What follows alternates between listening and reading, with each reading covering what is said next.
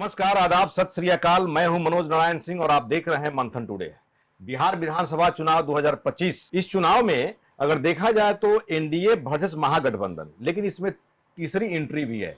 मतलब कि लड़ाई जो है मुख्य रूप से त्रिकोणात्मक मानी जा रही है, क्योंकि प्रशांत किशोर काफी मेहनत कर रहे हैं।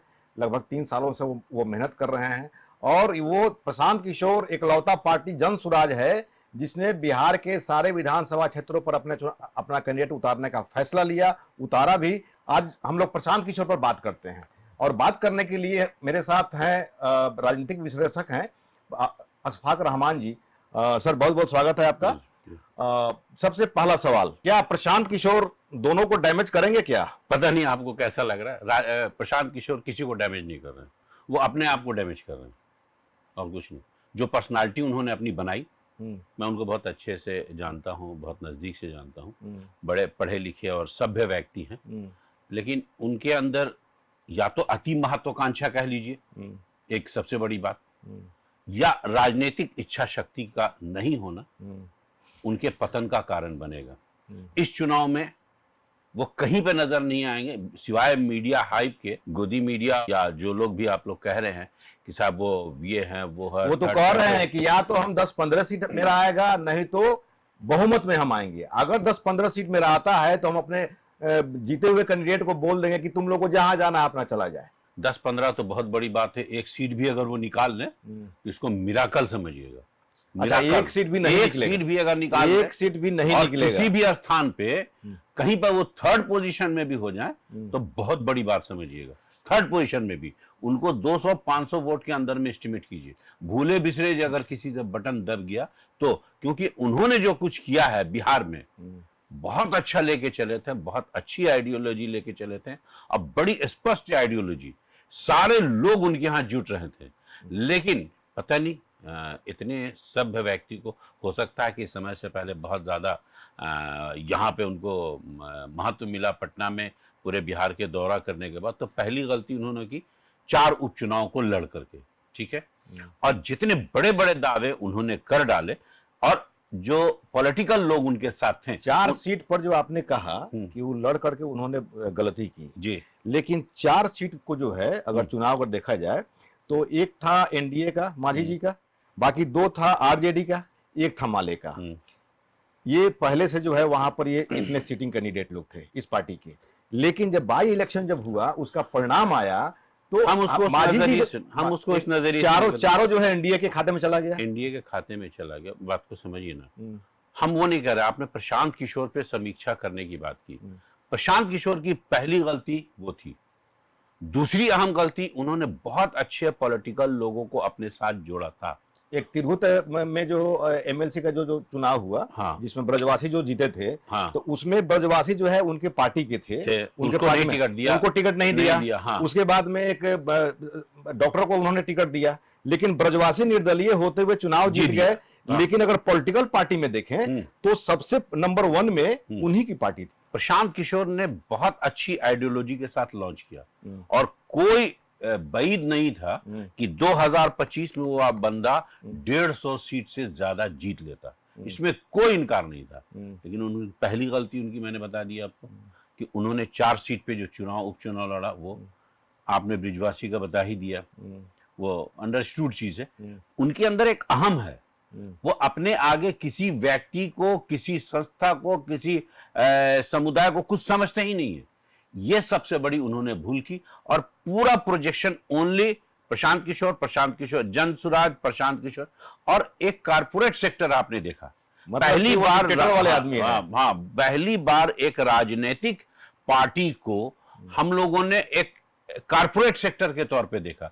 अब उनके यहाँ कोई भी व्यक्ति अगर जा रहा है तो उनका जो कारपोरेट का स्टाफ है वो बात करेगा। राजनीतिक व्यक्ति के पास कुछ हो ना हो, उसकी मान प्रतिष्ठा बड़ी होती है। वो कितना भी भ्रष्ट हो, कितना भी करप्ट हो, कितना बड़ा चुट्टा हो, जाके उनके यहाँ अगर बैठा हुआ है ना, तो उसका कर्मचारी अगर उनको कोई चीज इन्वाइट करता और ये सब कुछ करता तो ये शायद वो बर्दाश्त नहीं कर पाया। और इनमें नतीजा क्या हुआ कि बहुत अच्छे लोग जुटे, सब एक एक करके इनके यहाँ से दूर चले गए, सब के सब दूर चले गए। कुछ लोगों ने वक्तव्य भी दिए, कुछ लोगों ने वक्तव्य नहीं दिए। आज आप हमसे विवेचना करने को कह रहे हैं। उनकी सबसे बड़ी जो चीज रही उपलब्धि बस यही इतनी है कि प्रशांत किशोर एक ब्रांड नेम हो गया। कारपोरेट सेक्टर हो सकते हैं, वो पॉलिटिकल पार्टी नहीं हो सकते हैं। आउटराइट रिजेक्ट करता हूं मैं उनको as a political party. Bihar की जनता भी उनको आउटराइट रिजेक्ट करेगी। उनके अंदर पॉलिटिकल विचारधारा है ही नहीं, सोच है ही नहीं। लेकिन जिस तरह से बीजेपी का बखिया उधेड़ने लगे, जेडीयू का बखिया उधेड़ने लगे, आरजेडी का जो है बखिया उधेड़ने लगे, आरजेडी के बारे में तो बोलते थे कि अंडरस्टूड है, लेकिन जिस तरह से बीजेपी और जेडीयू को टारगेट उन्होंने किया, तो क्या अच्छे पत्रकार जरूर हो सकते हैं वो, जैसे आप हैं। आपका काम है ना थर्ड सबका बखिया उधेड़ना, किसने कितनी चोरी की, कितना डकैती किया, वो अगर उभारेंगे तो कहेंगे तो चोर चोर मौसेरा भाई वाला बात हो जाता है ना। पहले बात समझ लीजिए। लेकिन ये जो है चर्चा हो रही है सियासत के गलियारे में कि जिस तरह से बीजेपी के जो भी सम्राट चौधरी हो, जयसवाल जी हो, मंगल पांडे सब साइड के, तो बीजेपी के अंदर जो है इस बात को लेकर के खींच है, और बीजेपी का अगर वोट बैंक कुछ कम अगर हो रहा है तो ये प्रशांत किशोर की देन है। 500 वोट अगर कटिए गया तो बीजेपी का क्या होगा? बीजेपी का कुछ होना जाना नहीं। मतलब कि प्रशांत किशोर वोट कटवा पार्टी है क्या? नहीं, वोट कटवा नहीं कही। वोट कटवा उसको कहता है जो 10,000, 20,000, 25,000 वोट ले आवे।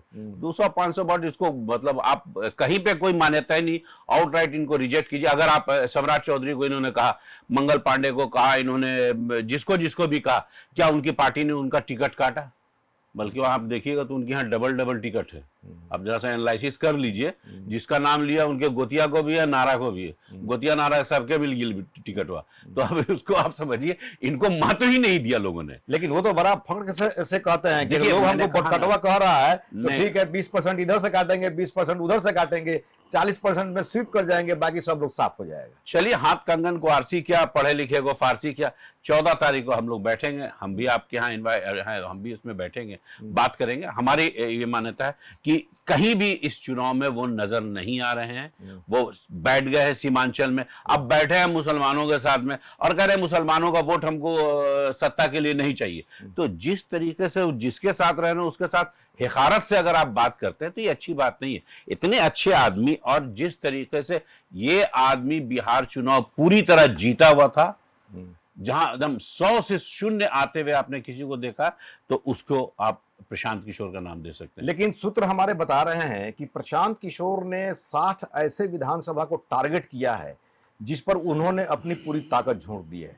अगर जो है आप कह रहे हैं कि 2, 4, 5 सीट नहीं मिलेगा, एक भी सीट नहीं मिलेगा, चलिए ठीक है, 60 सीट पे आप देख लीजिएगा, 6,000 वोट भी लेकिन अगर जो है उनको 30 सीट भी अगर मिल जाता है, वैसी स्थिति में क्या होगा? कहीं कुछ नहीं होगा, कहीं कुछ नहीं होगा। अगर 30 सीट मिल जाता है तो क्या होगा? कुछ नहीं होगा। उन्होंने खुद ही कहा कि हम जो जहां जाएगा उसको भेज देंगे।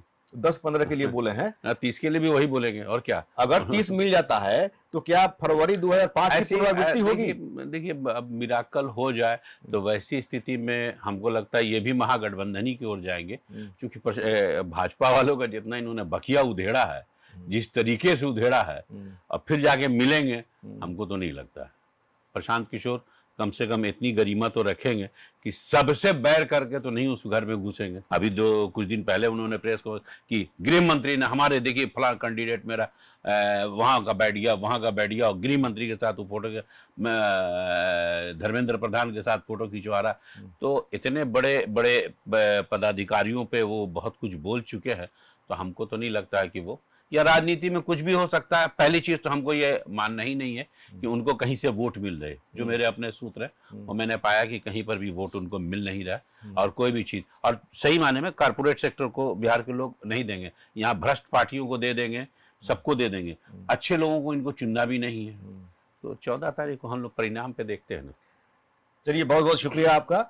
तो अशफाक जी का साफ तौर पे कहना है कि प्रशांत किशोर तो जिस तरह से उन्होंने जन स्वराज पार्टी की शुरुआत की, बहुत अच्छी उनकी शुरुआत रही, लेकिन कुछ ऐसे उनके कारनामे रहे जिसके कारण जो है आज जो चुनाव हो रहा है उसमें उनको लगभग नगण्य जो है सीट मिलेगा। लेकिन जो सियासत के गलियारे में इस बात की चर्चा हो रही है कि अगर जो है जिस तरह से उन्होंने 60 सीट पर टारगेट किया है, अगर 30 सीट भी अगर उनको मिल जाता है तो फरवरी 2005 की पुनरावृत्ति होगी, और जिस तरह से रामविलास पासवान सत्ता की चाबी लेकर घुमा करते थे, ऐसा भी हो सकता है कि सत्ता की चाबी कहीं उनके हाथ में न चला जाए। इस तरह की निष्पक्ष पत्रकारिता देखने के लिए देखते रहिए मंथन टुडे।